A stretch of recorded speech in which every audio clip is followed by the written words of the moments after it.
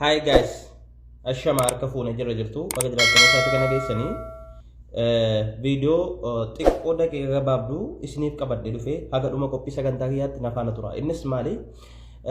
Gaaffii namoota hedduu kan walitti qabamee jechuudha. Maaliifi namoonni wantoota tokko irratti jechuudha gaaffii hedduu koomentii jalatti gaafattu.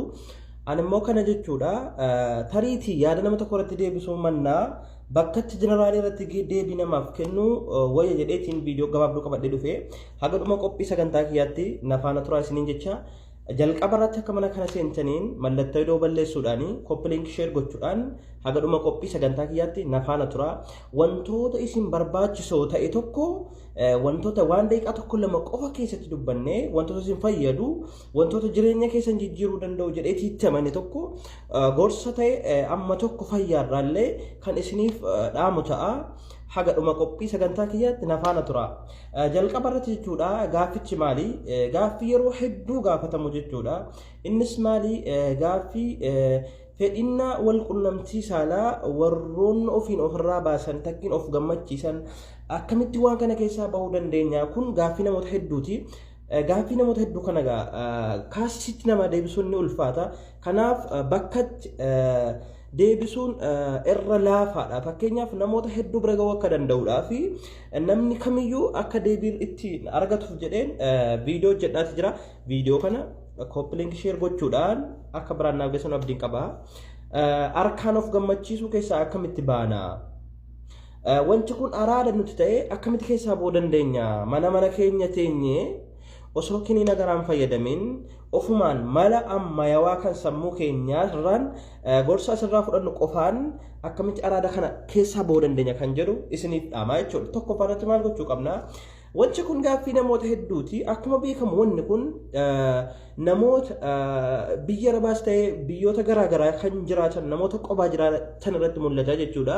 Keessattuu ijoollee biyya arabaa jiraatan keessatti wanti akkanaa dhiiras ta'ee dubara ni hammaata jechuudha. Takkiin ni heddummata. Kana hambisuudhaaf maal gochuudha qabna? Tokkoffaarratti jechuudha namni tokko haga danda'ame tokko bultii qabachuun isarraa eegama. Tariitiin namoota qophaa jiraatan namoota haala jireenyaatiin kan qophaa jiraatan namoota haala mijoomneef tariitiin jaalallee qabachuu irratti. Kanaaf namni kun maal godhee araada kana keessaa bahuu danda'a.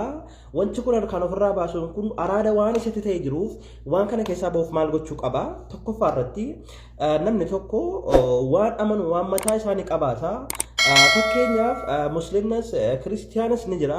Namoonni gara wantoota gara amantii isaa irratti tajaajilanisan mazmuuriis haa ta'u fakkeenyaaf hadiisa garaagaraas haa ta'u gosoota wantoota amantiin sun itti qajeeshan jechuudha.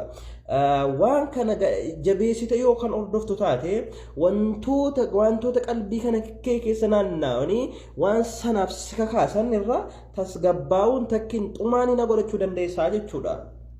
Lammaffaa kan isinii kaasu namni tokko biizii of gochuu akkuma beekamu namni tokko yoo qaama isaa kana dadhabsiisee hojiidhaan of butuchee takkiin soomana soomuudhaan yoo of dadhabsiisee qaamni isaanii dadhabaa wantoota kanaaf isa kaasuuf yeroo argatu jechuudha. Yeroo argatu yeroo argatetti irriba isaa fedha.